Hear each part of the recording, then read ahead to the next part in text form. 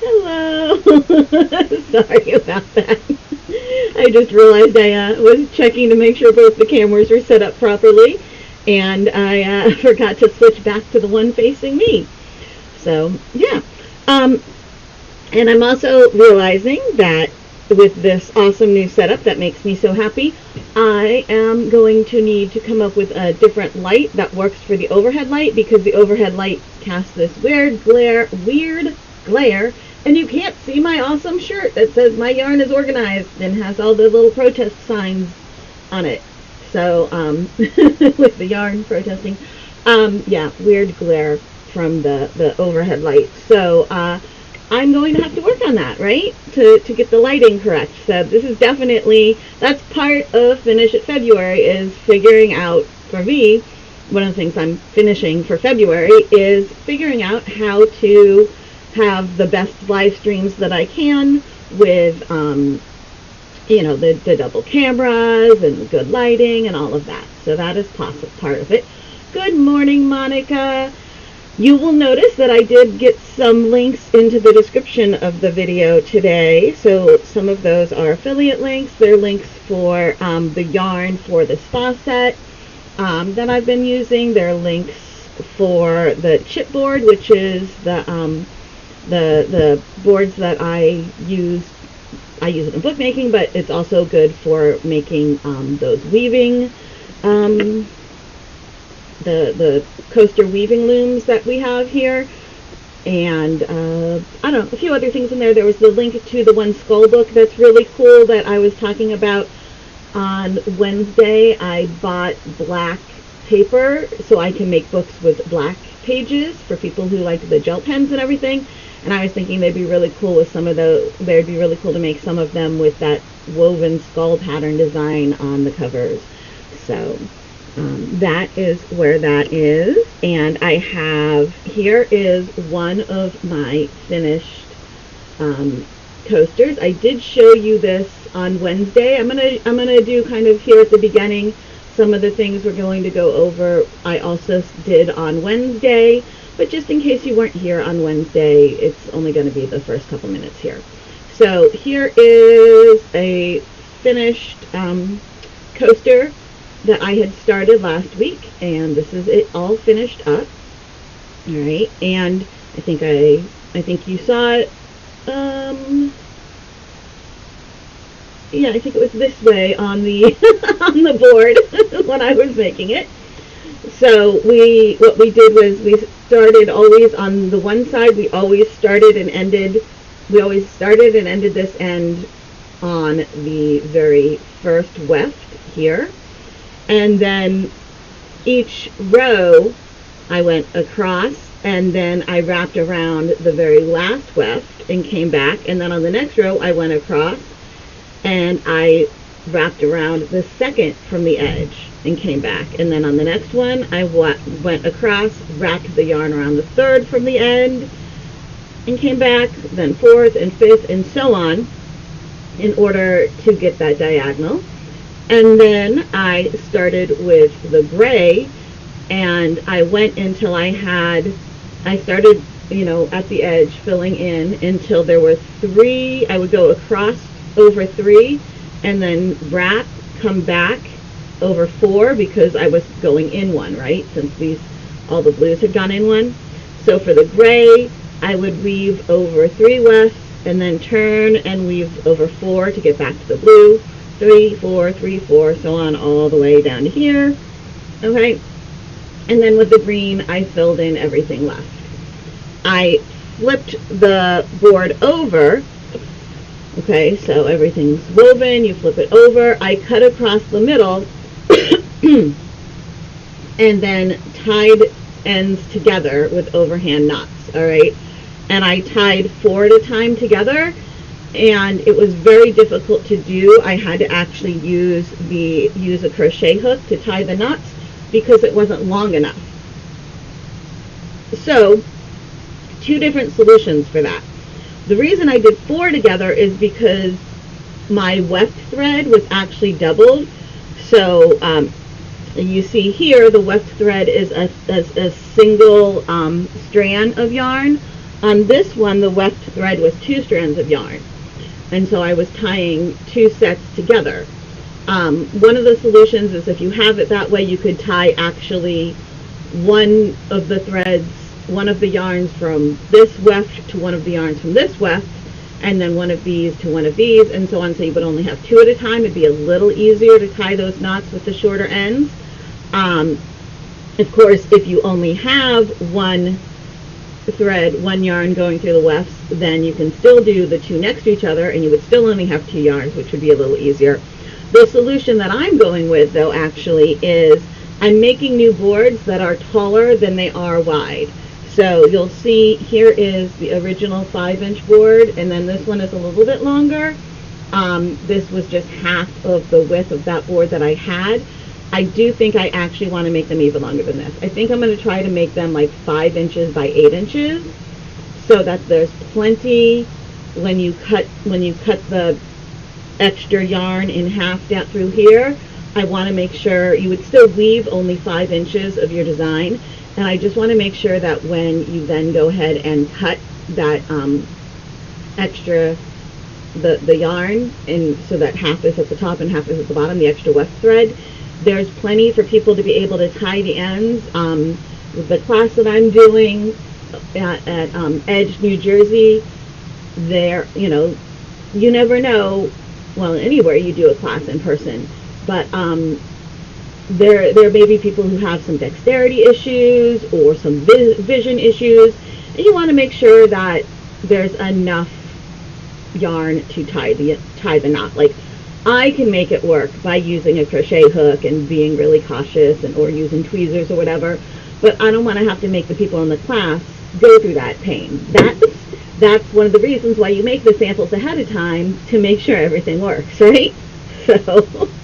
So I have plenty of the various chipboard and stuff, and I'm just going to use that to make my boards. What I would suggest is, if you're using the back of a pad of paper, okay, which is going to be 8.5 inches wide and probably about 11.5 inches tall. There's usually an extra like ½ inch, because that's how like the paper is attached, and then you tear it off, right? Or you might have a legal pad that's even like taller than that. That 8.5 inch width is what I would use to be the top to the bottom of your board. So I would, leave that whole 8.5 inches and cut 5 inches off. So you have a piece that's 5 inches by 8.5. You can get 2 of them out of a regular size back of a pad of paper. You'll get 2 that are 8.5 inches tall, 5 inches wide, and then you'll have a leftover piece that's like 8.5 inches long by like 1.5 inches wide, that you can keep for if you're, making books and you need it for the spine of a book, or, you can recycle it or whatever. So there you go. So that's what I'm going to do with the rest of them, is make sure that they're nice and tall. And then I'll mark like a 5-inch across to show what area to weave within. And what I might even do is, like, I'll put a little notch here and here at the top of the 5 inches, and then here and here at the bottom, and maybe even one here and here at the middle, just to help people who want to, if you want to start in the middle, the top, or the bottom, you can catch that very first piece of yarn in that notch, and that whichever side you work on, you would really probably only use one of them, but that way you can catch it there, and it'll help you keep your back and forth, keep your weaving top, it'll help you keep the top of your weaving or whatever in the right place, so as you're pushing things up, you don't keep pushing it up and up into the top, and then when you go to cut it in the center of the back, some of it's at the top and some of it's at the bottom. We'll see. I'll figure it out. I'll come up with a way to make sure that it works well. Okay? Why don't I go to the over my hands view here. So I'm just going to hit, there we go, that button. So now we can see the over the hands. And as you can see, we just showed you that I finished up this one, right? So this was another sampler that this was a sampler one that I had started, where this was just over one under one. It's got one yarn thread as my warp, and then I used doubled threads as my weft, And you can see when you do the double threads as the weft, this one we also did together, doing the over 2 under 1, and then changing which under, and then moving the under 1 to the right every row, and then switching and moving the under 1 to the left every row. And it made this really cool, oh, Monica likes the links. Thank you, sweetie. It made this really cool like arrow, and that works really well when you have the thicker warp thread, the thicker weft threads, which, you know, I did by having 2 at a time. So then here I tried doing like a little diamond in the middle. I think what I'm going to do is maybe draw out a little pattern that I want to do next time. I like the thought of this, but the final the execution of it is not as obvious as I would have liked. So I might play around with that idea a little bit more. Okay, and then this is the one that I was doing with the crochet hooks. I'm going to show you that again a little bit here. And what I've done is on this side, this yarn is still attached to the messy yarn ball, right? This is just it's the end of some yarn that I had that I used for another project, and so it's a little bit messy because I did the center pull thing, so it falls apart. And then this one I wound that, it was the same idea, but I wound it up into a ball. Obviously there was a little bit less of it, because you'll see this one needs to be a little bit easier to manipulate, but you still want that whole amount of yarn so that you don't have any ends that you have to cut. So here I'm going to show you my next row, and we're just doing the over 1 under 1 over 1 under 1, so you can see the red yarn went over this warp thread. So I'm sorry, this this warp thread. So this time I'm going to go under it. So you just do the opposite of what you did before. Okay? And you can see I can just pick up this yarn and slide my hook under. You don't want to, when you're warping the board, don't pull the yarn super tight. You want to be able to do this. It's going to make your life easier. And then also if you pull it super tight when you cut it, it's going to pull itself back, and then your ends are even shorter. So don't pull it tight. Let it breathe. All right, so I went all the way through with my hook, and now I'm going to grab some of this blue. I'm not grabbing it right here. Okay, I'm giving myself plenty of room and grabbing some of the blue. I'm letting the hook point towards me. If it points down, it'll grab these threads. If it's yarn, these threads. If it points up, it'll grab these threads. So I'm going to have it pointing towards me and pull that through. Okay, and now I want to get this part of it, this end, this half of my thread, pulled just, there we go, to the edge. I don't want to make this kind of hourglass. Push it up.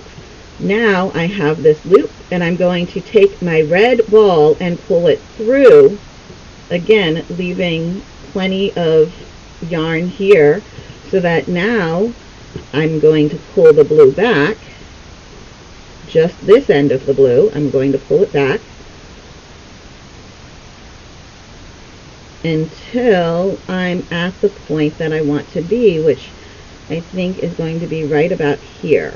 All right, so now I'm at the point that I want to be. I'm going to take, I figured out a way that this works nicely. If I put pressure on right here at the seam on the blue, so I'm holding it so it doesn't move, I take this end of the red, I can pull, as long as I'm at an angle. If I was right here, it'd be harder, but I'm going to pull at an angle, okay? Obviously, so we get to the end, it'll get a little more difficult. You can always manipulate like this, but right now while this is work, I'm doing this way, until I get it, again, just wrapped around this very edge warp thread, because I do not want to hourglass things. Then I'm going to push that up. And now that these are both pushed up where I want, I'm taking this and kind of giving it a tug just to make sure. I'm actually giving it a tug like at the row above the one I just did a little bit, to make sure that everything stretches where it needs to stretch, so I haven't hourglassed things. Okay, so I'm going to do a couple more, and then we will go on to this one where I was going to do just a bunch of little squares inside of it. So we'll do that because that one's going to be really fun. All right, so let's see. Here we go, and grab some of this. Pull it through. Where are we? What time is it? Okay, it's only 12:16. Okay, pull it through. There we go. I'm going to pull the top warp, the weft thread. I don't know why I'm having such problems with warp and weft today. Pull the top weft thread. The weft thread is the thread that goes left to right. Weft and left rhyme. So the weft thread is the one that goes left to right. Alright, and now I'm going to pull the bottom of the weft thread to get the red where I want it. I'm going to go right about there. I'm going to push that up, hold on to it here, pull the bottom of the red one to get the top one where I want it. There we go. And now give everything a little tug to make sure we haven't pulled anything funky. Okay, and let's just do one or two more, and then we will move on to the square one. If you have any questions or comments, go ahead and put them in here in the YouTube chat so that I can help you out. Alrighty, and you'll also see one of the links I put in the description is that Dashery store. I think it says merch, and then there's a link. It's almost done. When I am done with this, when I'm done with this live, I'm going to finish it up. It's probably going to take me another hour or two to get each of those designs, to get all of the various merchandise options set up for each of those designs that are in there. And there were a couple that for some reason when I uploaded them all didn't take. I think I may have tried to upload too many images at one time. I'm not sure. But so there's a couple images that aren't in there yet that I need to add in, but I have everything all figured out. It's just going to be another hour or two before everything is complete in the Dashery store. Some of the items in there right now, there's only going to be like all you can get is a t-shirt, but by the time I'm done, you'll be able to get other things with that image. So I would say, wait until later on today to, if you're planning on buying something, just wait until a little bit later on today. And every item that you see on the front page, you'll just see the item. You'll see one item with each of the different designs, right? But if you then click on filter, if like what you want is you want a pillow, then you can click on filter and you can choose pillows, and it'll show you all of the designs will be available in a pillow, and you can choose which one you want. If what you want is a tank top, then you can go into apparel and choose tank top, and it'll show them all to you in the tank top. When you choose one, if you go into tank top and you choose one of the designs when you choose the tank top you like, then if you scroll down, it'll also show you various other things with the exact same design. So it'll be like, if you like, this design, then, here are some other items you can purchase with this design on it. But you can find everything through the filter. So, when you click on hat, it'll show you every single hat available. When you click on bag, it'll show you every single bag available. It's just, with 28 different designs and like a dozen or so different products available for each design, I chose to have the front page of the store only show you one product for each design. While I'm setting it up, most of them are only showing the t-shirt. I probably will adjust that once I have everything set up. I'll go back in and adjust what the front page looks like a little bit so you can see a variety of products available with the different designs, but that is where we are right now. If you choose a design, if you're looking at something and you're like, I like this design, but I don't like the color of the background, click on it because many of the items you can change the background color. There's options. So click on it and see if there's options for different colors, then find the one that you like. It'll depend on what item it is and apparently what size you get. If there is something where you're like, oh, I see this color, like the t-shirt, the t-shirt, somebody told me that they really liked the tie-dye background for the t-shirt, but the tie-dye background for the t-shirt isn't available in every single size. All right, so I'm going to let them know, hey, you know, the tie-dye fabric for the tie-dye t-shirt isn't available in every size, and I have somebody who is interested in it, who's one of the sizes it's not available in. You know, is there anything you can do about that? Let me know those things. If it's something that that Dashery, the place that I'm using for the store, has control over, I will at least give them the request, okay?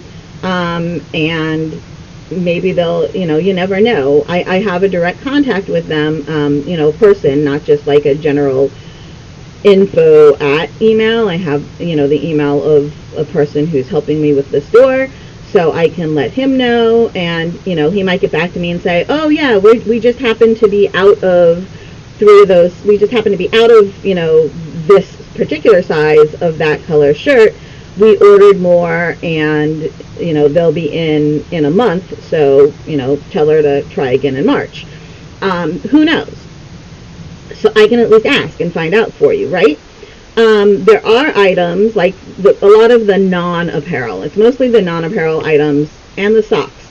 But mostly the non-apparel items only have one background color, okay? And for those, I have to, when I make the product, put in a hex code for the background color.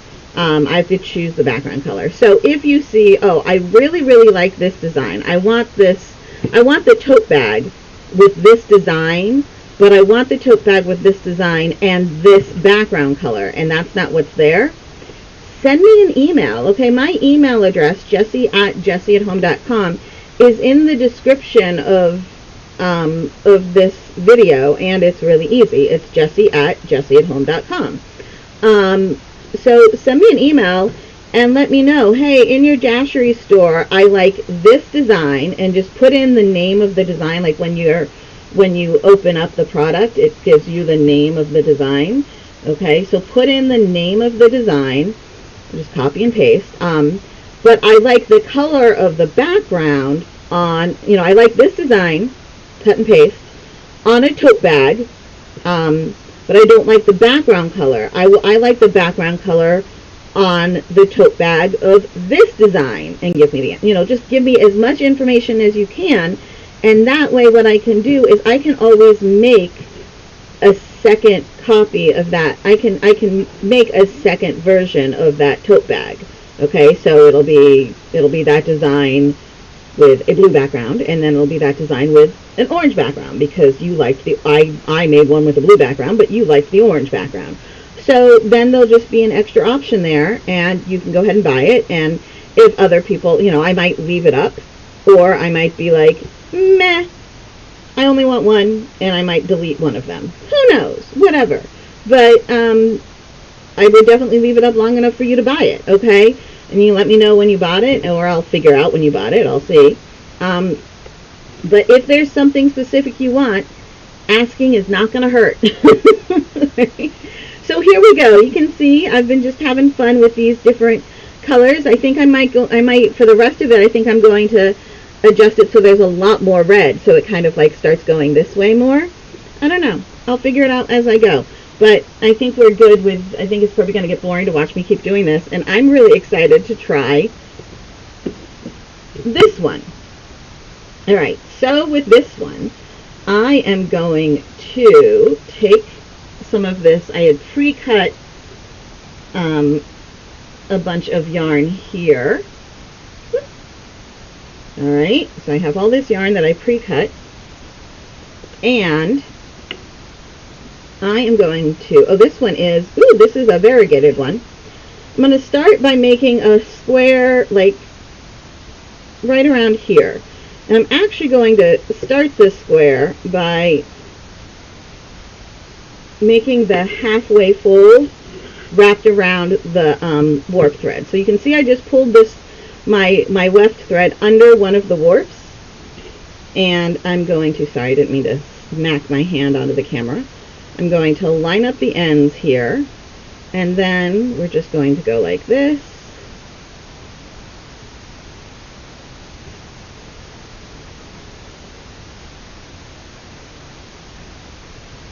To get it centered here. There we go. All right, and now I'm taking these two ends, and I had, oh my goodness, see, this is the little tiny weaving needles. I put them down where I can see them.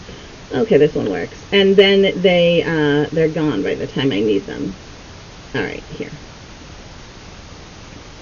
They're not that tiny, but they're tiny compared to everything else on my desk, right? Okay. Now you can weave with just one strand of yarn for the both the warp and the weft, whatever you want. But in this situation, I did decide that I wanted to do it doubled. I thought about it, and that was the decision I made. All right, so now I'm just going to weave over a few. I don't know. We'll see how many I want to do. All right, so we'll just go to like here, okay?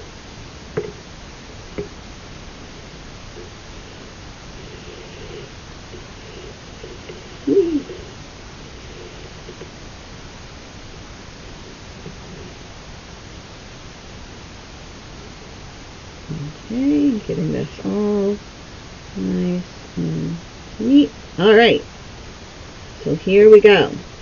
Now I'm going to go back the other direction. Okay.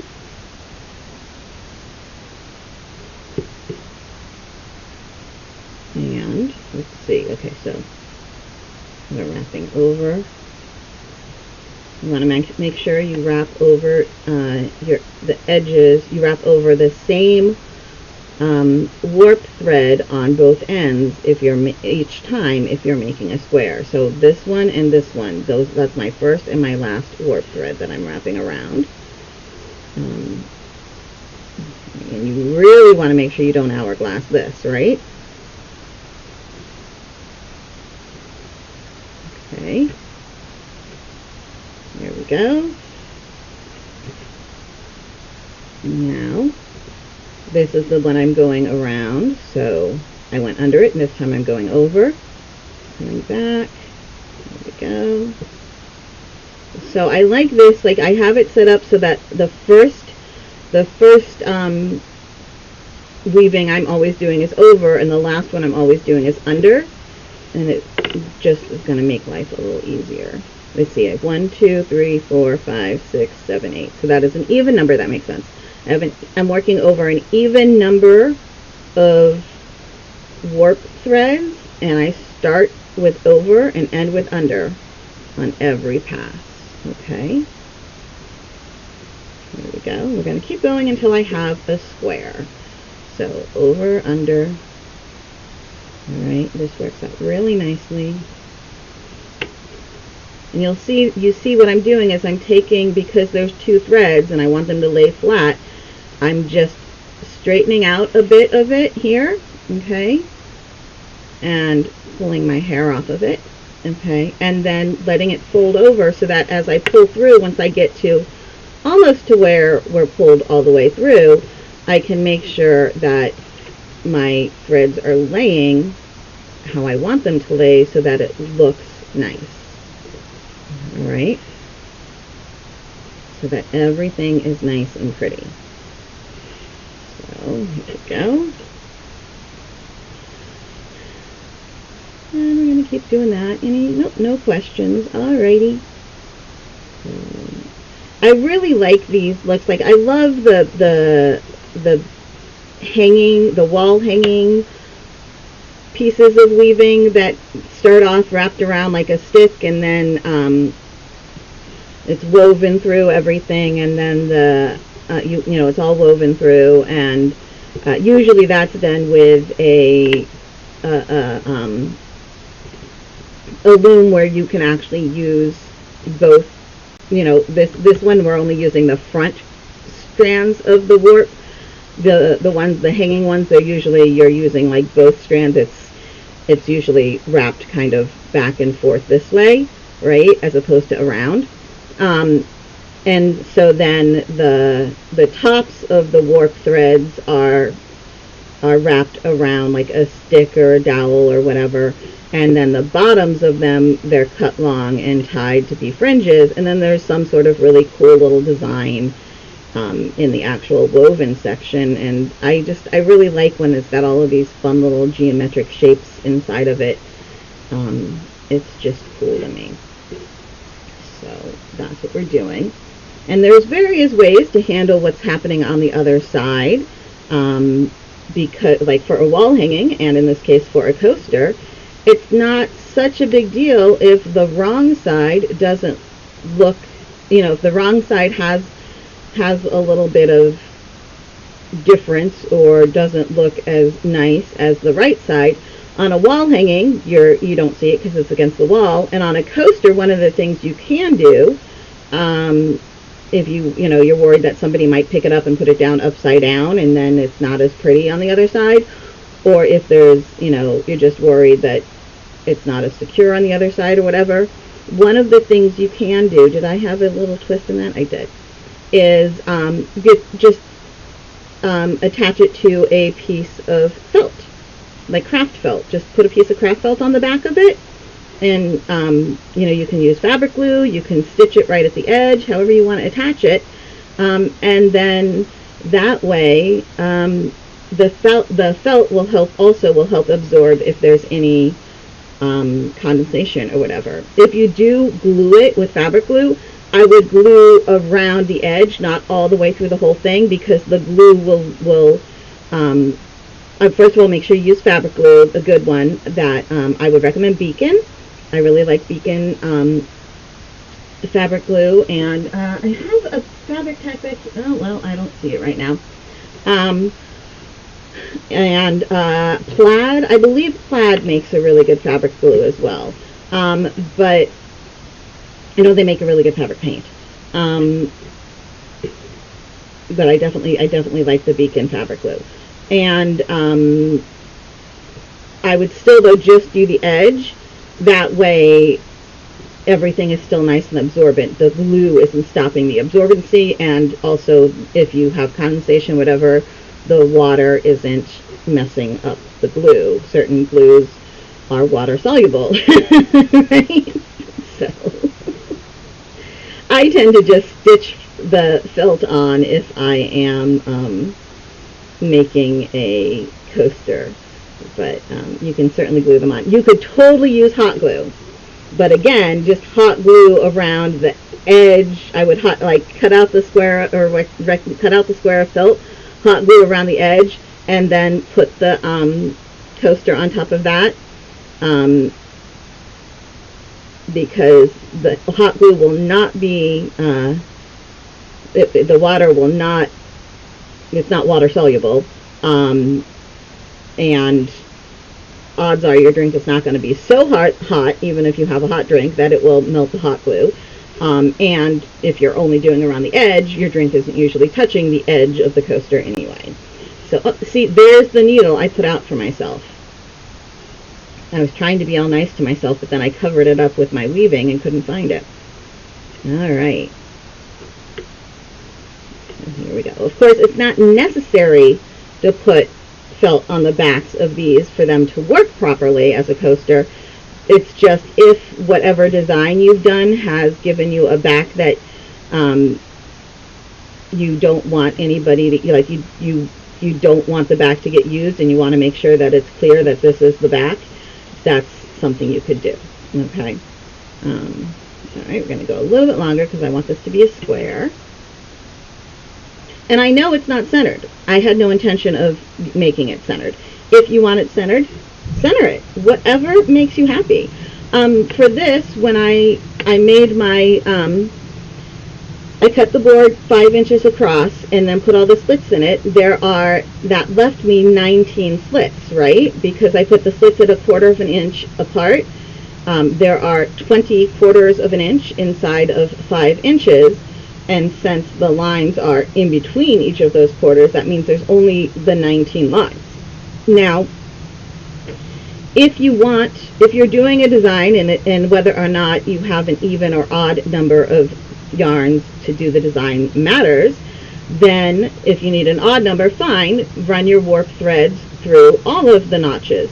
If you need an even number, just don't run your warp thread through the first or last, whichever notch, so that you only have 18 warp threads instead of 19, all right?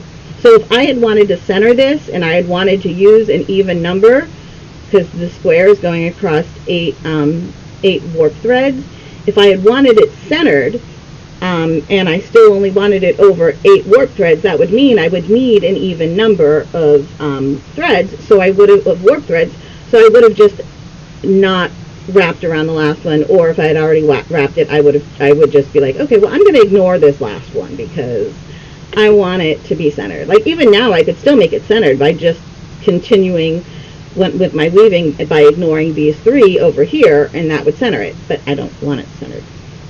If it were an odd number and I wanted to center it, then I wouldn't have to worry at all, because there's already an odd number here.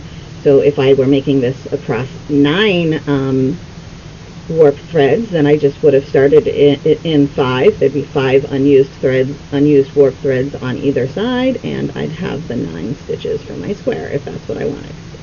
All right, so we're getting there. We're almost to square. Alright, and of course it doesn't, I mean, I'm just having fun with this. I might stop just before it's square, or I might end up making it a little longer than square. We'll see. I'm just doing what is making me happy here. Okay, and the nice thing about how I put the needle on here is I can leave this thread, I can take the needle off the thread. It's not like attached by the fold. I can take the needle off the thread and leave the thread so that if I want to add more on later, I can. Okay, so I think I'm actually going to do that just so we can start another color. I'm just going to pull the thread out of the needle and leave this so I can make it longer if I want to later, and I'm going to work something on top of it. So now I'm going to grab another color. I think I'm going to go with this. All right.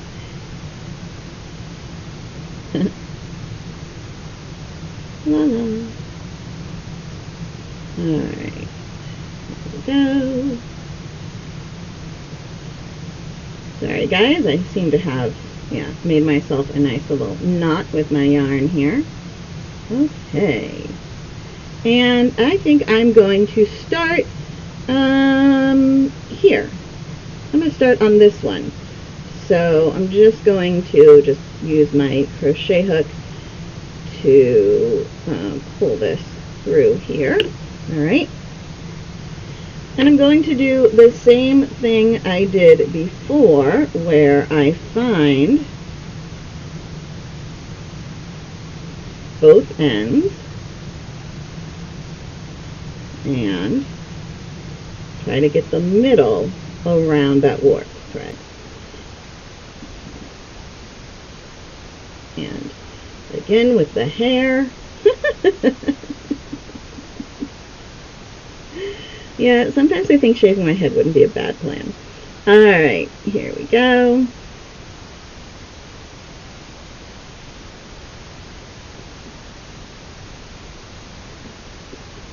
Alright, so now I'm going to oh, you know what? It's okay. I was going to say I probably should have started like here and worked up, but I'm going to start up here. I'm going to start right here. And it's going to be fine because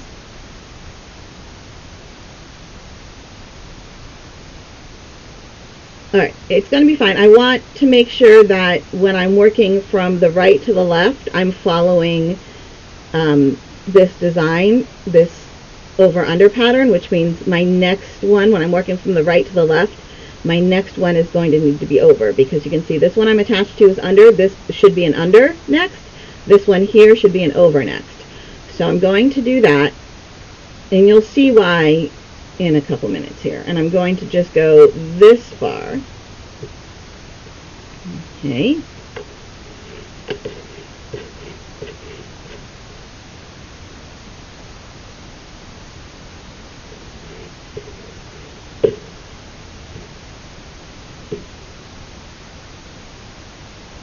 See?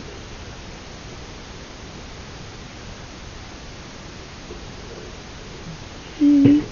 And now we're going to come back the other way. I went under this last one, so now I'm going over.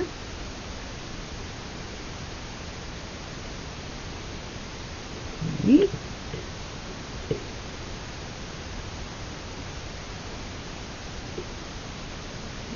Getting at least the end of this laying properly. There we go, so I can pull it through there in a way that it lays all pretty. Okay. Now this time you can see, because this is the stitch that I'm starting with, I'm going underneath this one. Okay, under, over, under, and so on and so forth, right? And that means when I make this part lay flat, instead of wrapping around this way like I did before, I'm wrapping around this way because we're going underneath. Okay, so just pay attention to that bit. I'm wrapping under, not over. So that is the way I want to wrap when I'm holding my yarn to be flat and pretty. There's still a little twist in it. Untwist, please. Please. Thank you. Alright, here we go. Oh, I thought I saw a question pop up, but I did not. I just saw a spike, a viewer pop on. So, like something moved. It was just somebody popping in. Okay. You know what? I see that it got a little bit looser than I would like right there, so we're going to adjust that a little bit, and then adjust that a little bit. There we go. I think I'm going to do like one more going this way. That goes all the way to here. Okay. Oh, wait. Okay, there we go. I was doing my under, over, and at one point I went through 2 instead of 1, and then it looked weird because it was incorrect. So here we go.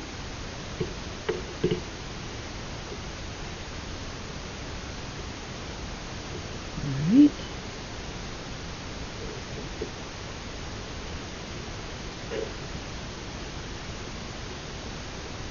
Now,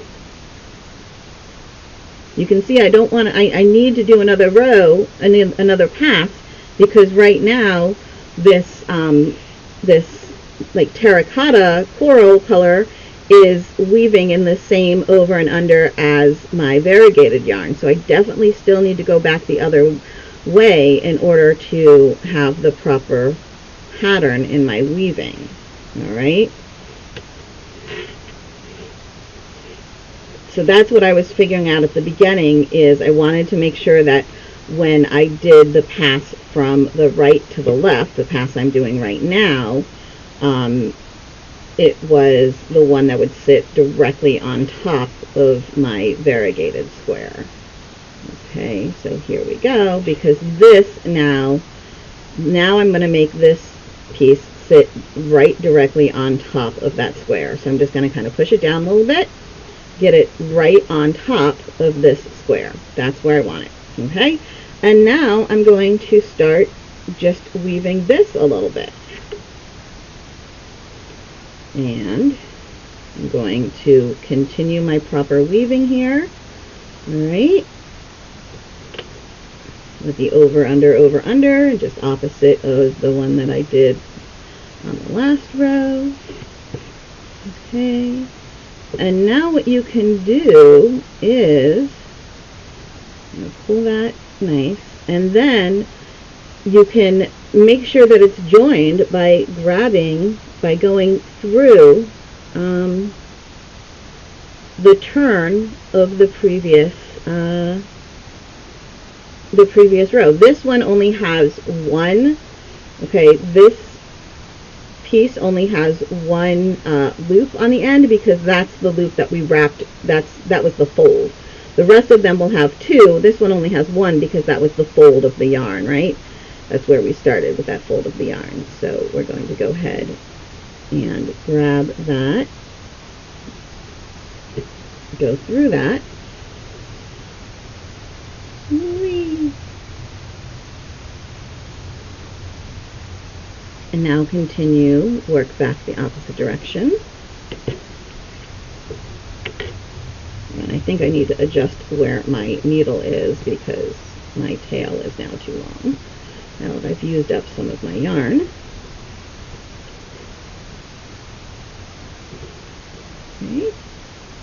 And you don't have to do that if you don't want to. Like, if the part that isn't actually woven together is small enough, you don't have to do that. You could also weave, like, catch the in-between of those. It'll give a little, like, zippery look. Okay, I'll show you that one next here, but let me move my needle down a little bit. Or here, we'll keep doing this on this piece, and then maybe we'll do the zippery look on another bit. Okay, so we're going here.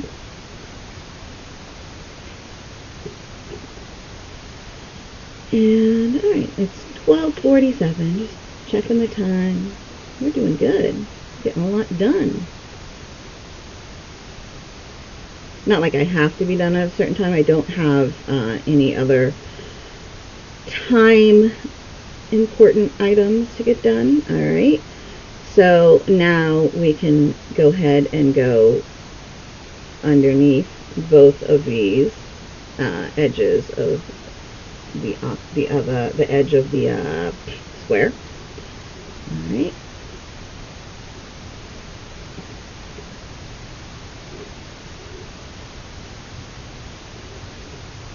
Oh, I probably actually, now that I'm thinking about it, because, so you want to kind of think about how things are going to lay. And I think because I'm going to wrap it like this, I think going this way is going to lay nicer. So you want to think about what things are going to look like when you make the next pass, see? So there we go. And the nice thing with weaving is, you know, if you do something and you're like, oh wait, no, never mind, you can just unweave it just to whatever point you need to unweave it to, and it's not like it just keeps unweaving for you. You just go back as far as you want and everything else stays. Okay, see, look, that's laying nicely. Okay. And so this one is attached. All right, you could have also just used this little part that you can still see and woven the coral around this weft thread as well.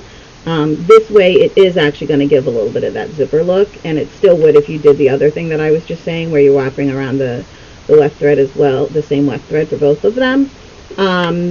Or you could have just stopped here, just like you stopped here, and there would be a little slit, like a little buttonhole kind of look in there, but that's fine. I mean, if it does, it's not like it would be that long, right? I mean, if it was the entire length of your coaster, then when you were done, you'd have two separate pieces, right? And if it's really long, then, you know, it might be annoying. The other option is I could do it this way where they won't be joined, and then when I'm done, I could take some regular, if I'm worried that it's going to open up and my table will get wet underneath or whatever. First of all, if you put the felt underneath, it'll stay. Second of all, you could take needle and thread, like sewing needle and thread on the back, and sew that seam together so you don't see it on the front. That would work as well. You decide what will make you the happiest, right? It's all about what you like. Make yourself happy with your art, and then if you're selling things, your audience would be the people who are made happy by the same kind of art that you're made happy by. The trick to selling your art is finding the people who enjoy the same kind of art that you enjoy, so that what makes you happy makes them happy, right?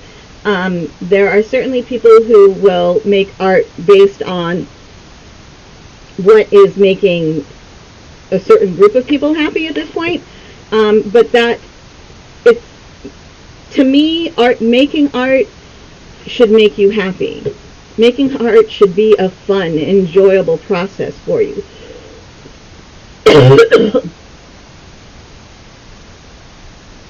Sorry, water break. Making art should be like an enjoyable, kind of therapeutic process for you, right?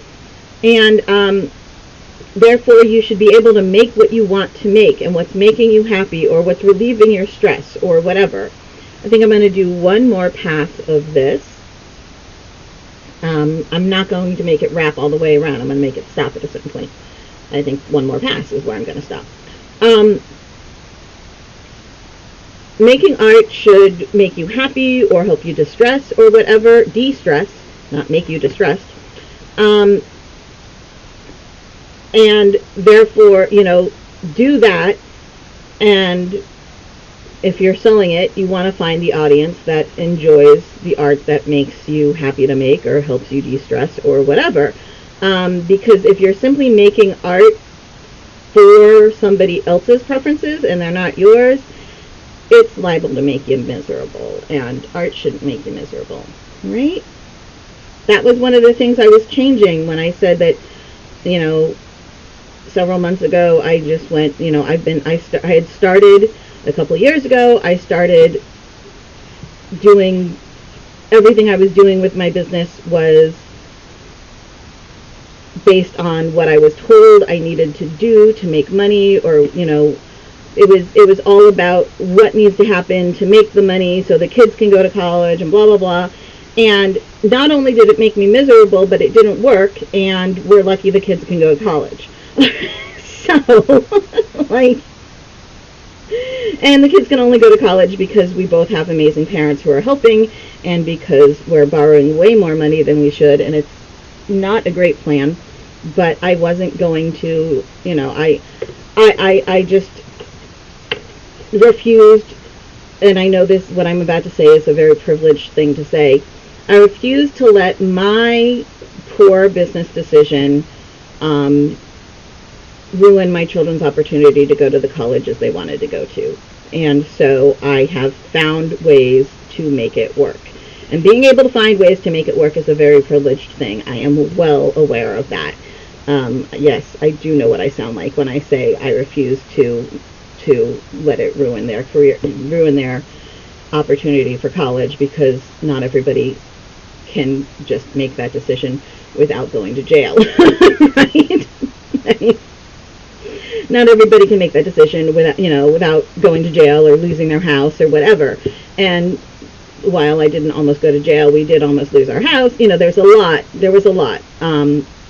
It hasn't been easy, but I just came to that conclusion that, here I was trying to do everything that I had been told was right, and doing all of these things. I stopped doing what was making me happy, and everything fell apart. So I'm now moving back here to this, doing what makes me happy, and ignoring people who are saying, well, you have to just knit and crochet, you can't add in all that other stuff, and you have to do these things and that things, and this thing isn't going to make you any money, so don't do it, and blah blah blah. And I'm just like, screw it. You know what? When I was doing what made me happy before, I was happy, and we were making a decent amount of money. Now, then I started doing what everybody told me to do, because I wanted to make sure we had plenty of money for college, and it screwed everything up. So now I'm going back to doing what's making me happy, and you know what? Things are looking up. We're definitely not where we need to be, but we are at least finally moving in the right direction, which is always a good thing, right? And that all goes back to art should make you happy. Art should make you happy, or should help you with or should be therapeutic. You know, art should not be the source of your misery. And when I remembered that, things got better. All right, I wanted this piece to be a little bit longer now, and then I don't know, that might be the last one, or you know what, I might make one little random square over here. I think I'm going to do that. So I'm going to make a tiny little random square like over here that's not touching anything else, and then we will weave all of the background. Okay.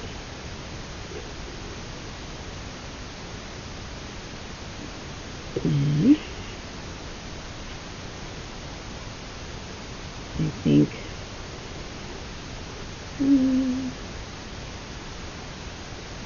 one more. And then I'm not going to end this, because what might happen is, like, while I'm doing the background, when I get to the point that I'm ready to do the, I'm going to start from the top, so I'm leaving all my ends at the bottom of my pieces. I'm doing all of my pieces from the top down, so that when I'm doing the background, when I get to the row that's going to go underneath this, if I need to do one more pass on this in order to make it work properly, in order to make the over and unders work properly, I can. So if I get here and, you know, I went over, under, and this one goes over, I'm great. But if I went under, over, and this one goes under, I'm like, oh crap, this one went under too. I can just do one more pass this way, and then we're good to go. So that's why I'm just leaving this out here. So when I get to it, I'll be fine. I'm trying to decide, what should my background color be? Is it going to be, you know what? I think my background color is going to be this gray. So I think I'm going to use this red to make one little square. Okay? So this is way more yarn than I need, but again, I wasn't sure what I was going to do, so I cut a big piece of everything. Alright, and I think I'm going to go right here. Pull this through.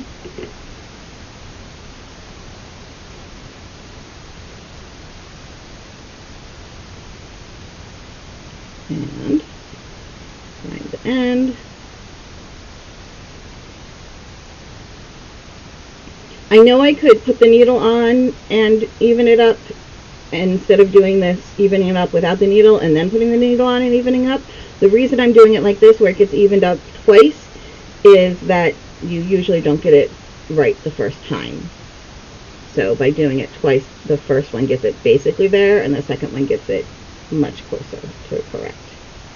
And make sure you don't want to be like pulling on it. Oops, I'm twisted. See, look, I twisted around my needle. You don't want to be pulling on it, like pulling one side and not the other, because then it doesn't lay flat. Okay, there we go. So, whee!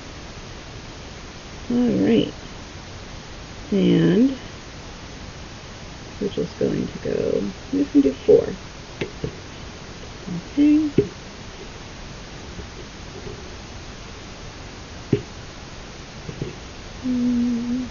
There we go. Just a couple passes back and forth to make it square. Make a little tiny square.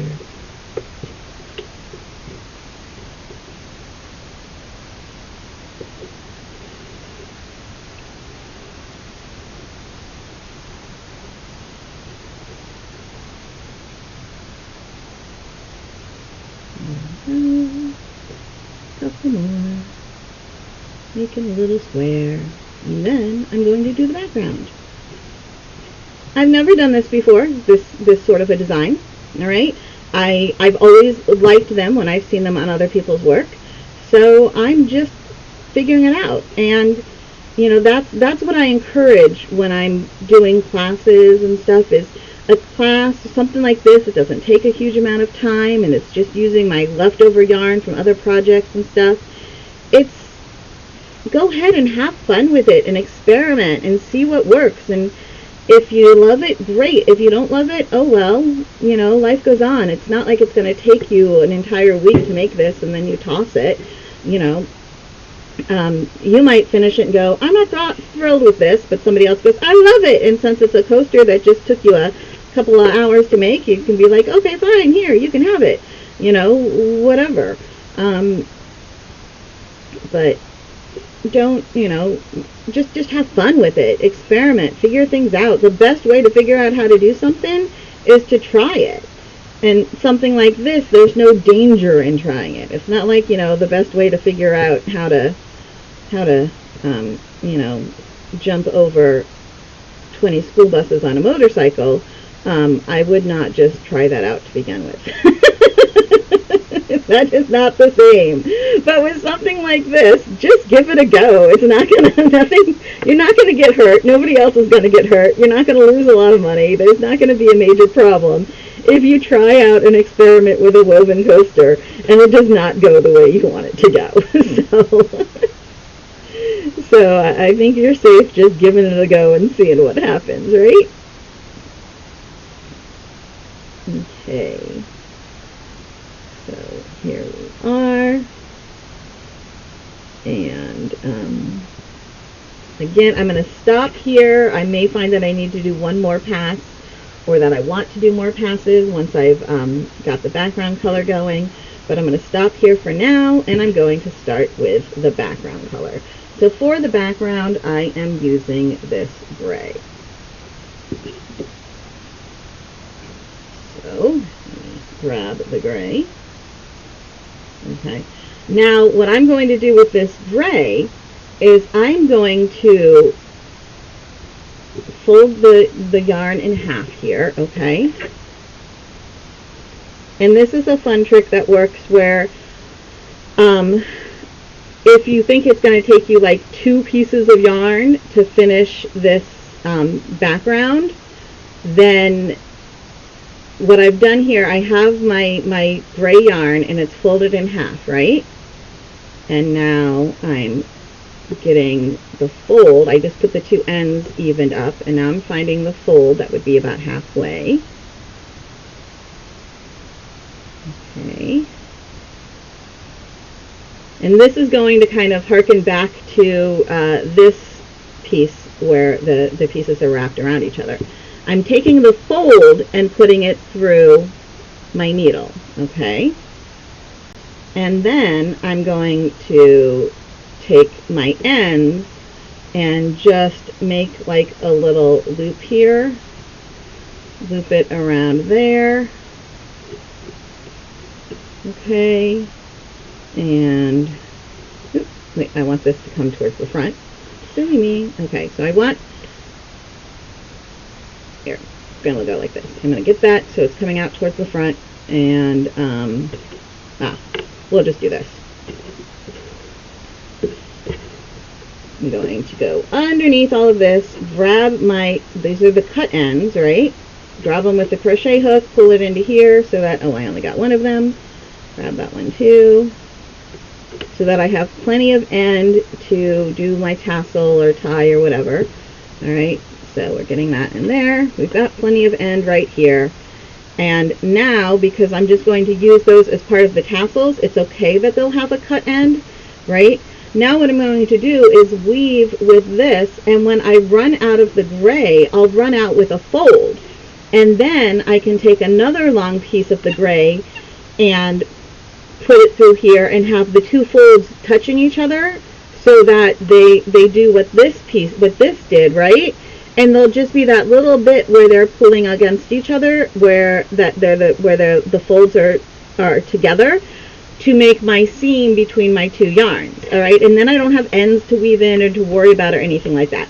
Of course, that only works, you can only do 2 pieces at a time with that, because then when I finish the second piece, I'll be at ends, I'll have 2 cut ends again, right?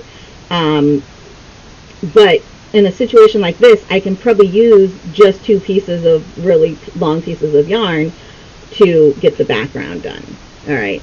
So now I'm going to start here with an under, and we're going to just weave across, and at a certain point we'll decide that we're on top of the terracotta color, and then we will make sure that then we'll have to start working along the edge when we get to that, and you'll see how that happens when we get to that. We're almost there. It's pretty close, since this is nice and close to the top here. Alright, so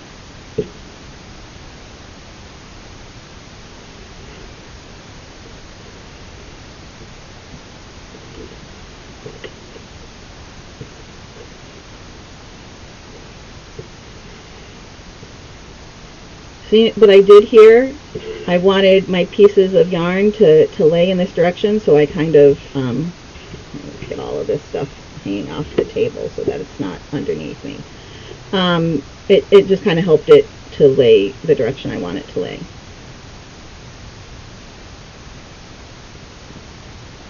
It's not such a big deal with the very first pass because those pieces are not attached to anything. Alright, so now I'm going to slide it all the way up to the top of my little board.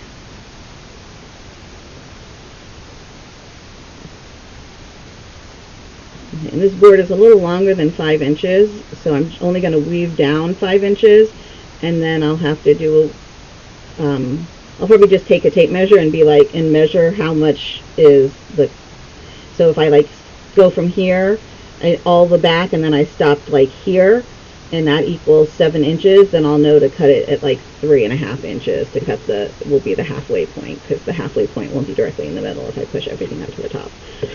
If you got that, great. If you didn't, sorry. My brain works in math. I really think my native language is math.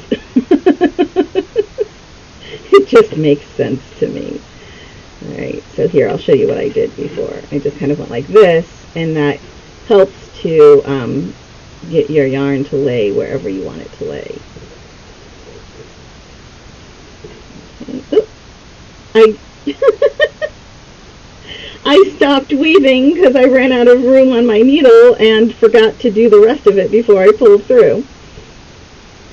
Not the end of the world, though. It's all good.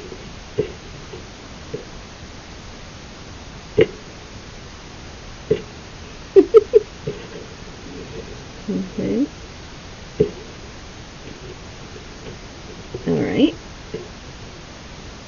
So you can see at this point my over and unders are the same on the gray and the terracotta, which means that the last row of the gray that'll sit on top of the terracotta will be a pass that I'm doing from right to left. But I don't think it's going to be this right to left pass. I think it's going to be the next one. Although it could be this one, and I could just push everything up a little bit. We'll see. Let me do this one, and then I'll make the decision.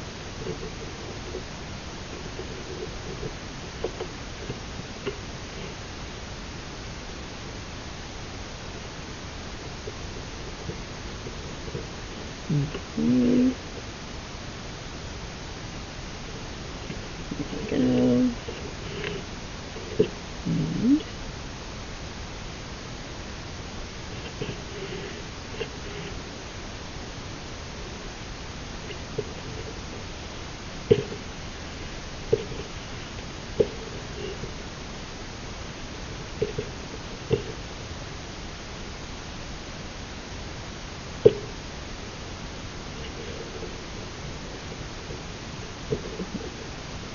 And yeah, I think we're going to do one more set of passes.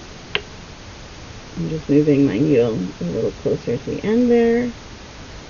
Alright, I'm going to do one more pass in each direction,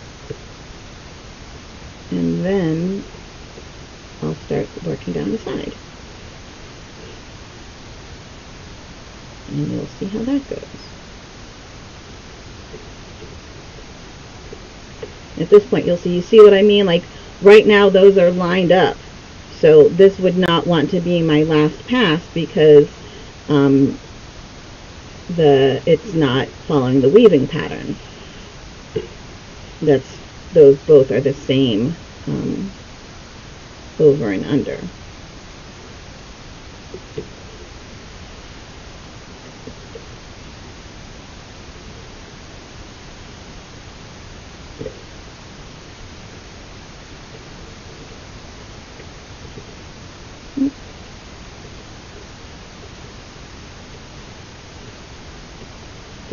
quite get that right.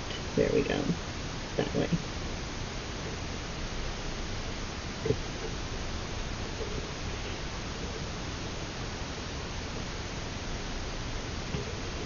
So now this is going to be the last pass, because this time it will have our weaving pattern correct.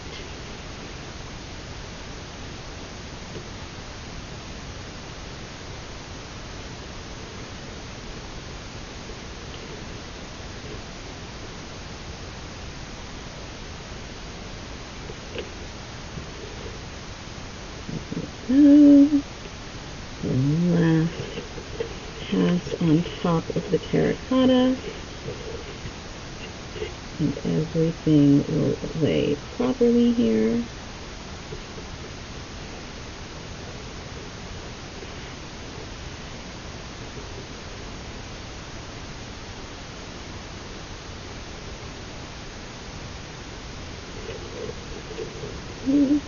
And I'm actually going to also kind of push up all of this now that I know that's where this is going.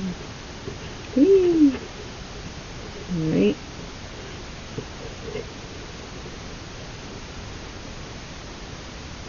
And I'll probably find that I'm going to want to do more of both of these. Alright. So, but for now, let me just, I'm going to work back and forth along here. So, we're doing over, under, over, and you know what? I'm going to go ahead and double up on this warp thread right there. No, I'm not. Because it will make it hard to,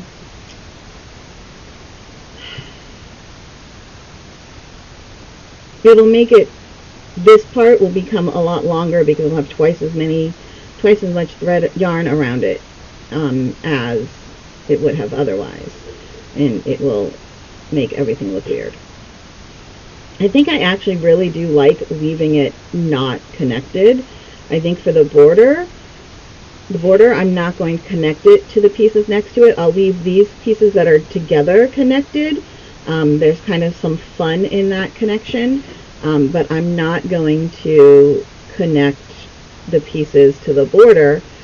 It's just going to, there'll be a little opening there, but that is fine. I don't mind that little opening there.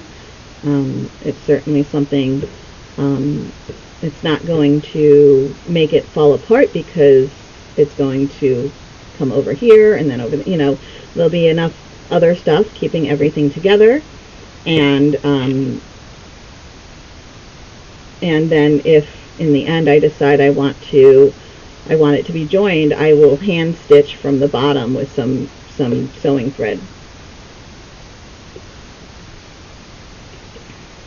Okay, or attach it to a piece of felt since it is going to be a poster. Alright, so we're just doing the overs and unders here for a little bit, which is very, very quick because it's only 3 warp threads.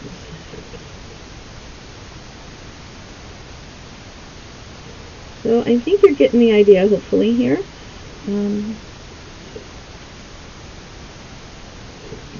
And let's see. So we're going to figure out right now, here, you can see when I'm going, obviously when I go underneath the terracotta, it'll be when I'm working from the left to right. So you can see I go over, under, over, so that means the next one I would do would be under. And look, that would mean that I do need to do, at least I need to end my terracotta pass in a left to right so that the weaving pattern will be correct. So I will need to at least do one more pass of the terracotta. If I want it to be longer, I can do more, but I need to make sure that my terracotta piece ends this direction, ends going from the last pass from the left to the right, in order for the weaving of the border, the background color to line up properly with the weaving of the terracotta. Okay, so why don't I do that real quick? I think because, you know, once I smush it up, I think it's maybe, I think I'm going to do, instead of just one more pass, I'll do 3 more passes of the terracotta, and then we'll call the terracotta done. Okay. I'm still not going to cut it until until we're like totally done, because I don't want to, just in case at some point I go, while I'm working, I'm like, you know what, no, I don't like it, I want to do this, then I can. All right, and I'm trying to line up these ends again to make sure that they are where they should be, and it looks like they're not very even, so I might just give one a clip because I have plenty of yarn, right? More than enough to do what I need to do. Yeah, they're rather uneven. I'm just going to do this, call it a day, be happy with it. Okay, there we go. So I'm going to do another pass going this way.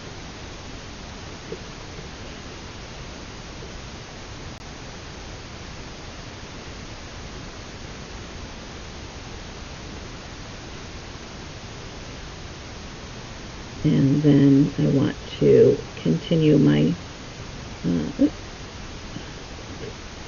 continue attaching it to the variegated yarn, which means I'm going down through this next loop here.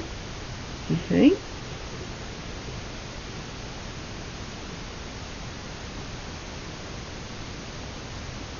And then back in this direction.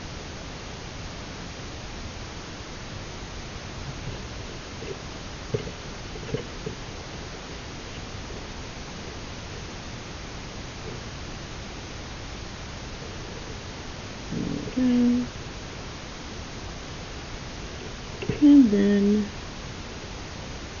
more in this direction.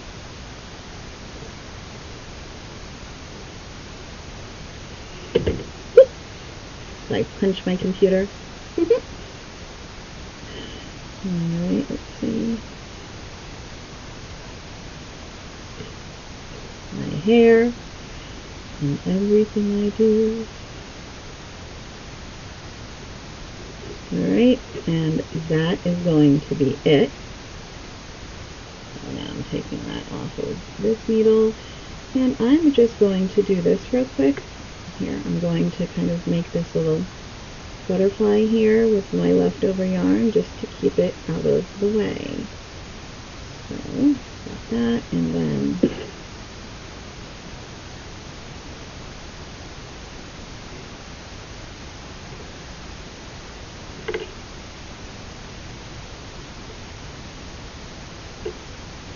alright, there. Now, back to the gray, to the background color. Alright.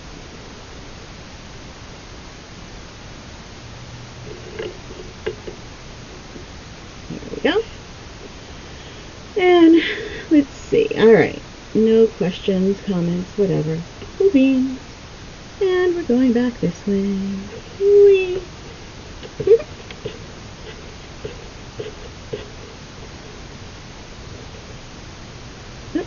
A little twisted. I'm always a little twisted. It's just the way that I am.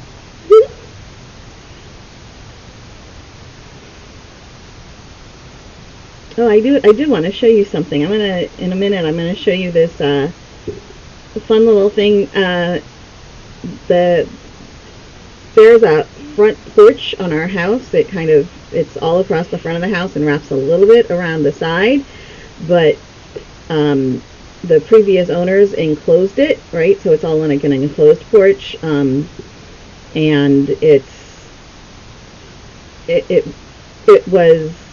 we used it since we bought this house when the kids were 5. We just used it as the kids' playroom.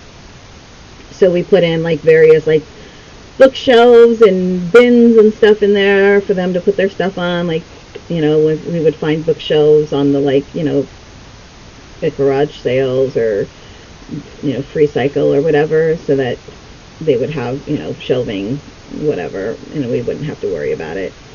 And so they've been cleaning that up so we can do something else with that space now.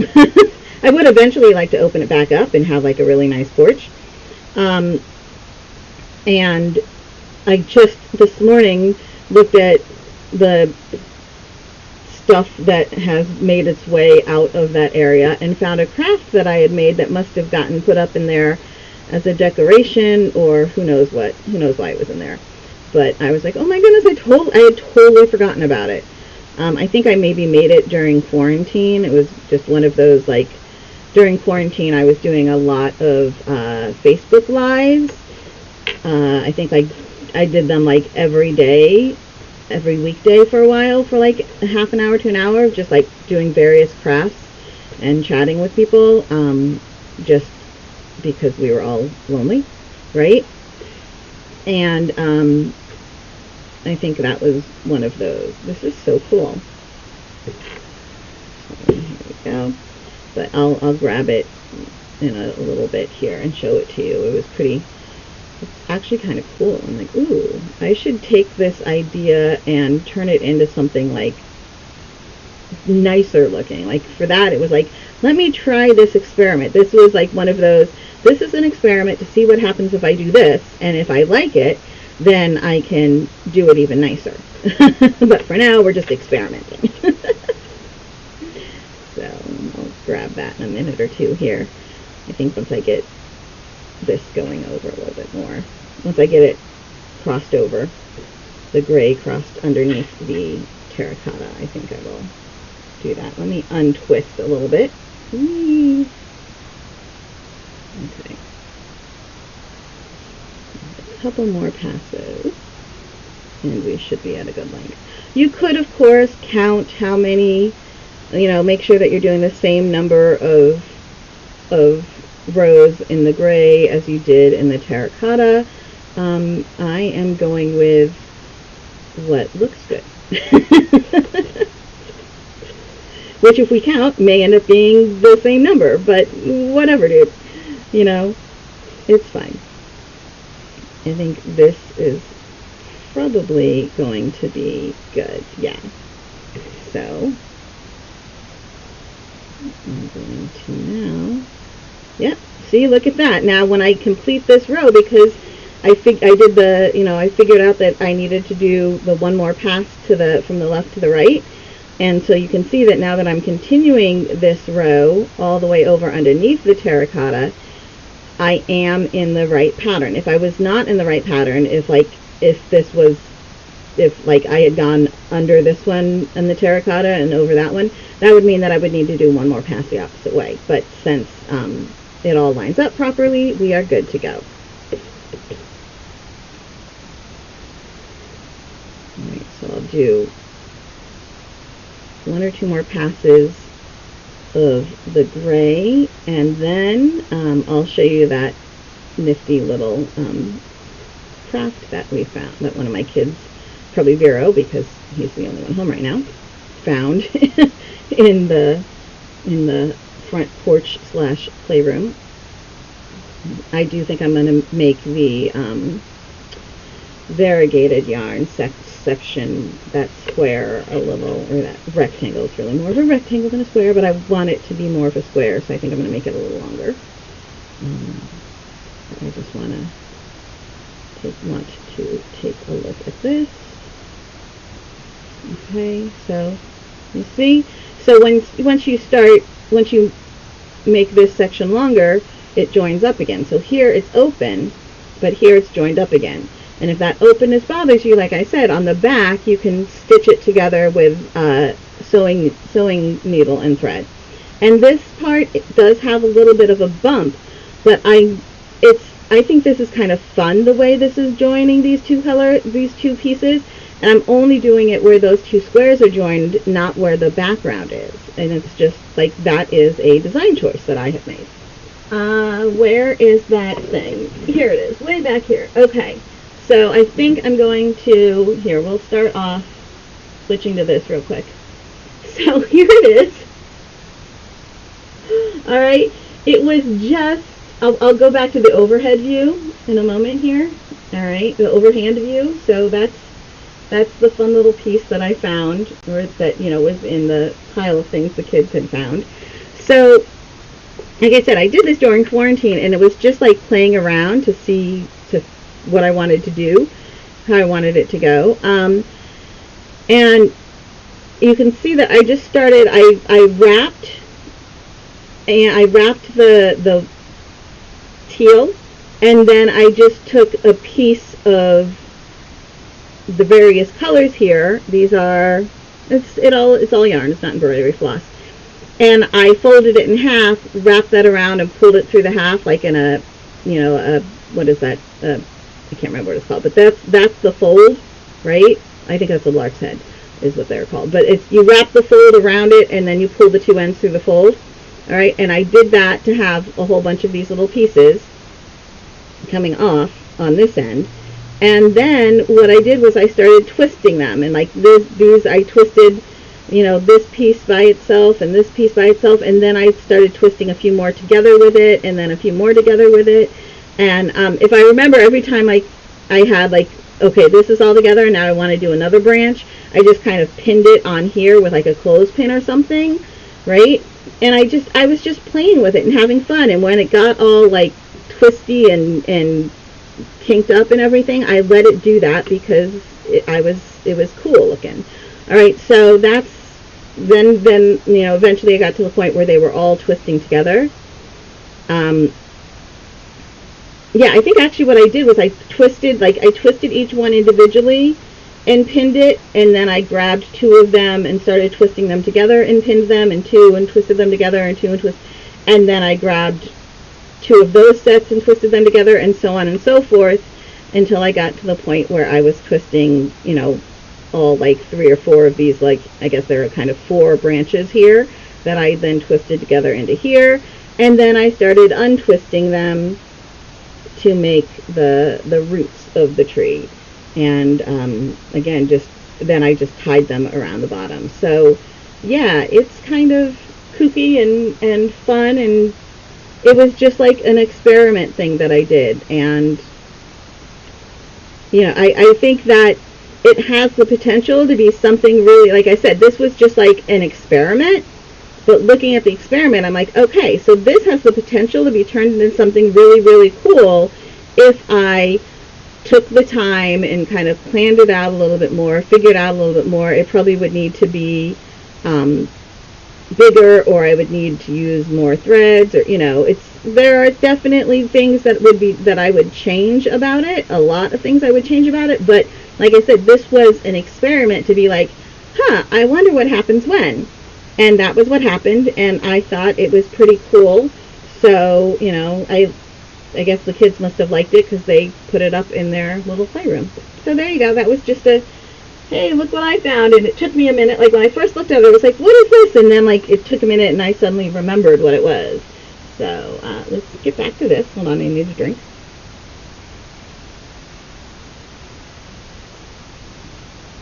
All right. So I think I'm going to switch over to, oh, look at that. There we go. I have tied myself in knots. We will untie our knots. There we go. I'm going to switch over to the variegated and make this just a little bit longer. Just a couple more. Yeah. I want this to be a little bit longer, not too much longer, because I don't want it to interfere with the red square, and I think the red square might need to get moved up a little bit. So I'm just going to make it a couple passes longer, and then we can go back to the gray, the background.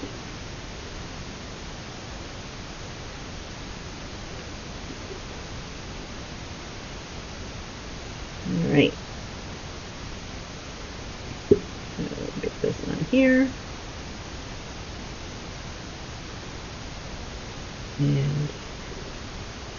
And again, it looks, this is going to be, let's see, because I'll be coming this way, so then I'll go over this one, and then under, over. Okay, so I do want to end again with a left to right pass is going to be my last row on this square in order for the gray and the variegated yarns to have line up properly when they do actually line up. So here we go.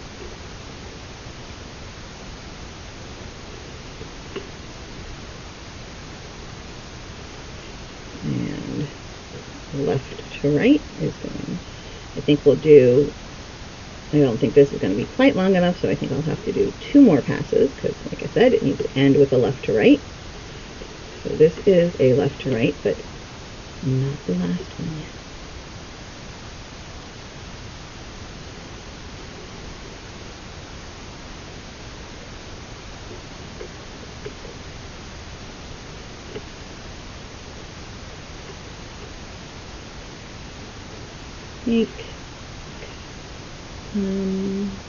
Yeah, I think I'm going to do one more set of passes, so I'll go right to left and then left to right, and then I think that this variegated square will be the size that I like, that will make me happy.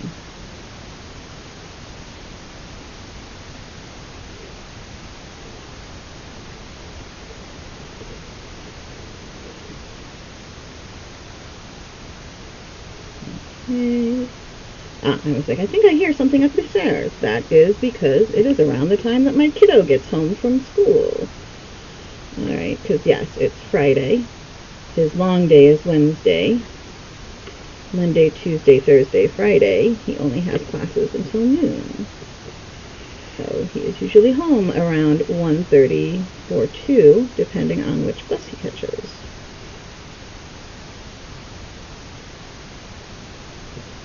Okay. Oop. No, that's fine. There we go.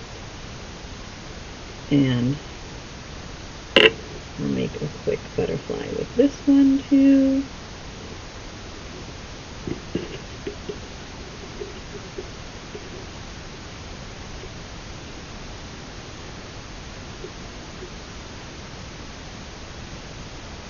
Alright, get that out of the way. And now we can go back to the gray.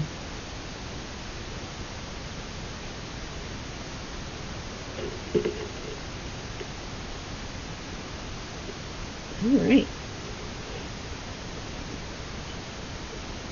So, like I said, I'm just figuring this out as I go, so when I get to, the point where I hit the red, and, it's like I'll figure it out as I go. It'll work. Somehow it will all work out, and I am just going to be happy with that.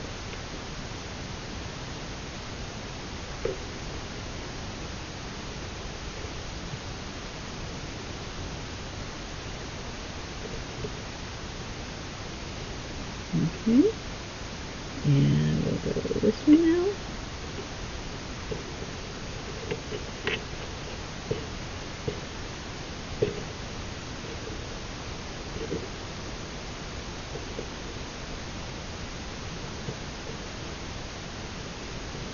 A little twisted.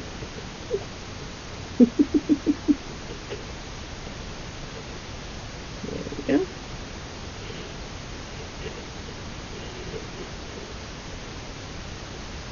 I don't think I'm quite ready to go underneath the variegated one yet. I think maybe another set of passes. Maybe the next time I go from left to right, I will be ready to go underneath the variegated. We will see, but definitely not this time.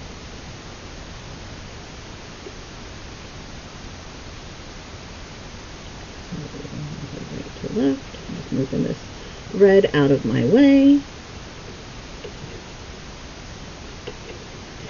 The nice thing about that red one being so small is it's really easy to just slide up and down to get it wherever I want it to be. And now this one. And now I think I'm going to be good with going underneath, with continuing underneath the variegated one for this one. I think that's, do I want one more? You know what, I think I do need one more pass. Yeah. I don't think there's quite enough of the gray there to go on the side of the variegated yet. Okay, so we're doing this one more set of passes.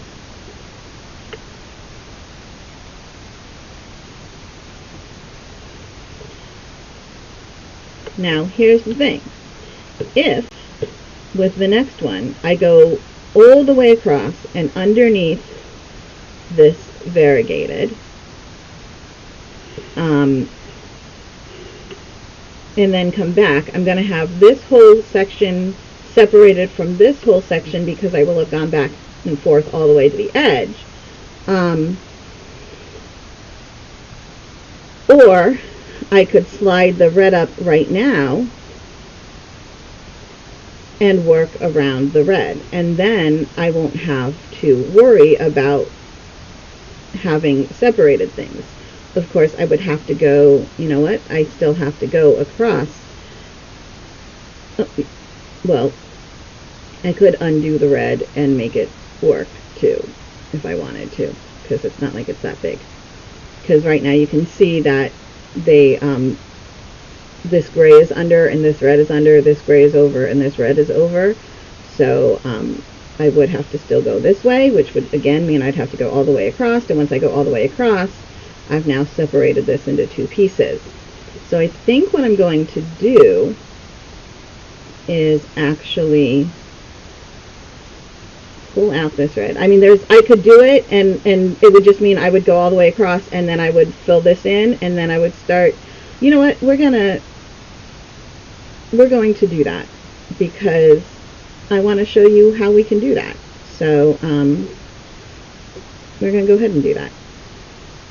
I'm going to slide this down, and I'm just going to go all the way across. Alright, so now we're going all the way across, and we are properly aligned underneath the variegated yarn. Okay.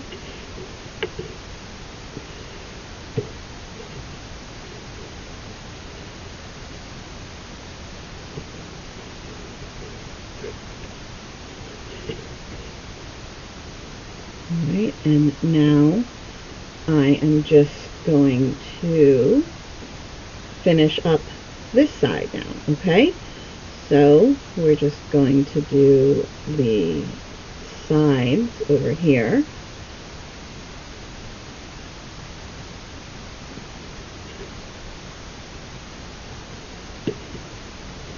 Come on, dude.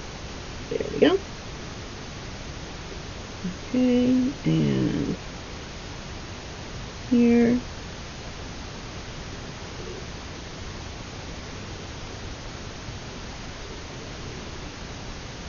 Oops, did I do something weird? I might have done something weird there. Ah.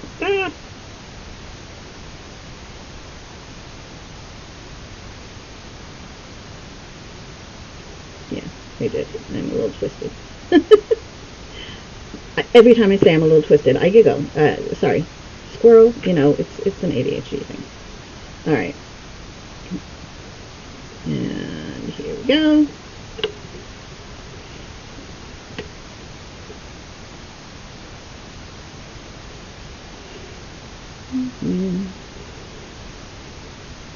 Oh my goodness. Okay. Alright. So we'll just keep doing that.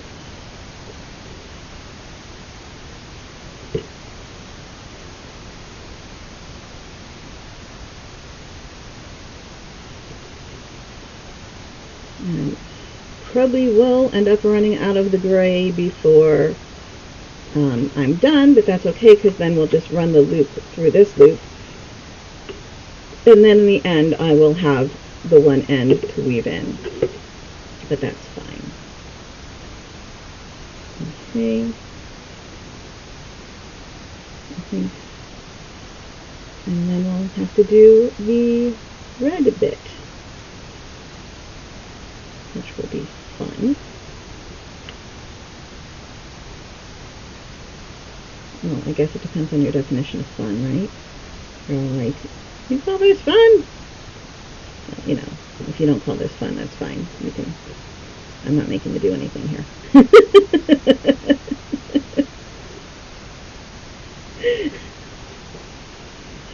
Oh my goodness. You guys need to be more talkative.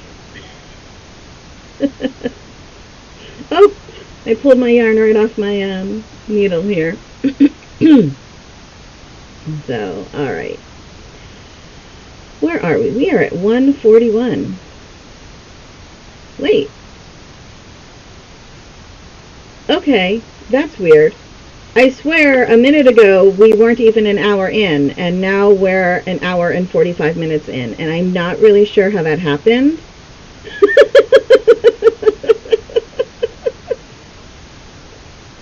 But it does explain why my voice is tired, because y'all are way too quiet. You know, there have been a couple times, like right now, there's nobody here. So right now, oh no, somebody just popped in. I was going to say, there have been a couple times where nobody's been here, but there have been plenty of times where that number's been decently high, and y'all are just too quiet. So, alright, so, I think what we're going to do here now is you can see, here, let me just stop for a moment. Alright, so I will continue weaving back and forth with this gray, and what I'll do next here, I'll show you how we're going to join the next piece. It doesn't need to be quite as incredibly long as the last one does, because we only have this amount to go through. So there's almost enough yarn, but not quite. So what we do now is I take this piece of yarn and I run it through that one, since we are using our yarn doubled. And I'm just finding my two ends, lining them up, running them through the needle. Okay. And now they're joined. Okay, like I said, you can only do this once with each, so you can join two pieces of yarn this way. You start off with your two ends and putting the fold through the eye of your needle. Then when you get to the close to the end where the fold is, you can do another piece where you do what we just did here and put the two ends through the eye of your needle, and that eliminates one set of ends to be woven in. But see, at this point now I'm going to go back and forth and keep on going until I get down to here, and then I'll have the end to weave in. And then when I do this part, I think what I'm going to do is give myself a really long piece of the gray, and I will start start on, you know, one side or the other, whatever, and I'll wrap the fold of the gray around the edge and then weave back and forth. I think I'll slide this up to here, okay, or I don't know what we'll do. Yeah, because if I do that, I don't know, I'll figure it out when I get there. There might be a couple ends to weave in. It all depends on where I put the red dot and how I do the weaving. But I am going to get going for now, because I do need to finish up all of those listings in the Dashery store so y'all can get some merch, right? So like I said, if you wanted to grab something from the Dashery store, some of that really fun merch, some of it is very, like, you know, like my shirt here. Let me go back to this scene. Okay, so here you can see I have, let me look down. Very interesting perspective here. Makes my boobs even bigger than they already are. But it is my yarn is organized, and I guess I need to adjust the overhead light. I have a different overhead light I'm going to use that hopefully won't do this. And the yarn is all carrying protest signs. That's got a little crown in it, so it's like a no king. And then abolish ice, freedom not fascism, no king. foundation double travel, FDT. And so there we go. I have this shirt where it says my yarn is organized and jessieathome.com are in white text, so that if you want a darker color, you can still see my yarn is organized, because if you put this on a black shirt, you wouldn't see it. So I have this in white text. I have the same idea, but instead of with the yarn, I have craft tools. So there's like a glue gun, there's one skein of yarn, there's a glue gun, there's a pair of scissors, there's a paintbrush. I don't remember everything on there, but it's craft supplies and says my crafts are organized. And then I have a couple other just fun wordy ones, and then a couple that have people on them that have that say like yarn is my love language, and one is I'm not going if I can't take my yarn, and the people are under a palm tree. And each of the ones with people I have 5 different people that Kyla drew for me. The craft one, those images were drawn by the daughter of a friend, Alessandra. They were digital drawings, but they're still her original drawings. The yarn balls here and all of the people in the palm tree, those were all drawn by my daughter Kyla. I made the signs online on Canva, which is where I put everything together, and I put them all together on Canva. So there's no AI in any of this. It's all, it's all artwork by myself and 2 very talented young women. And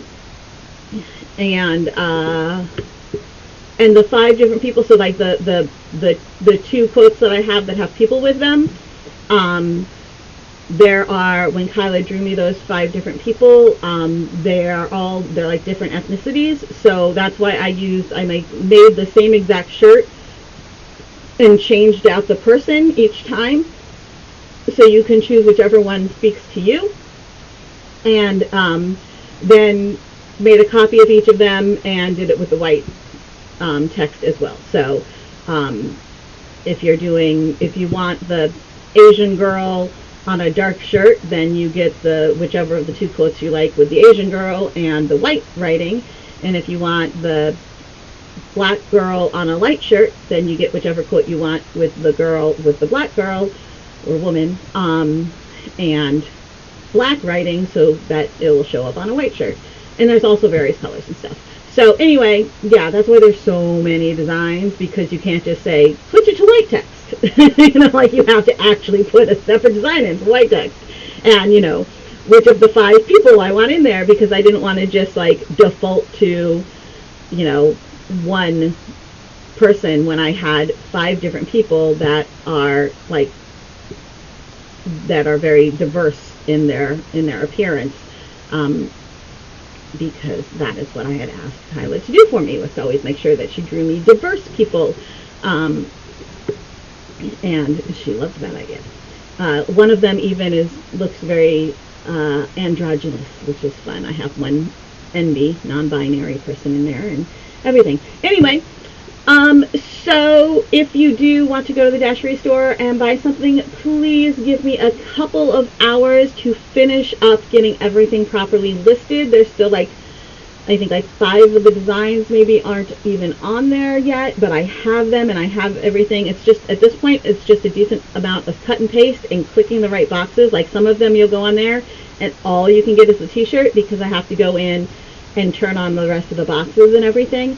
So it's almost 2 p.m. here, so give me until 4 or 5 p.m. Eastern time, and that way you'll have the full options over on the Dashery store, which is, the link is in the description of the video, but it's just jessieathome.dashery.com is the link.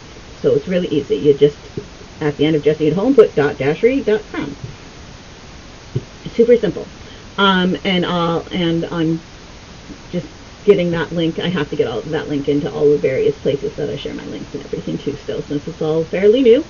So yeah, thank you so much for stopping by. I hope you enjoyed our crazy weaving crafting time. I'm having a great time with it, and I think it's going to be a very popular little class over at Edge, New Jersey. I guess that's in a week and a half. It's not this Monday, but the following Monday will be the first Monday of the month. Nope, wait, that'll be my sit and stitch. I'm not sure which Monday in March this will be. I think we might be doing it on the third Monday. Well, I'll find out when I go there this Monday, because I go there every Monday. All right, guys, good talking to you. We will have this again on Monday at noon Eastern. So I will see you then. Have a wonderful weekend, and I hope you have been able to get some things finished, and will continue to get some things finished that will help you de-stress and finish it February. Okay, so I'm still looking. Stop streaming, found it.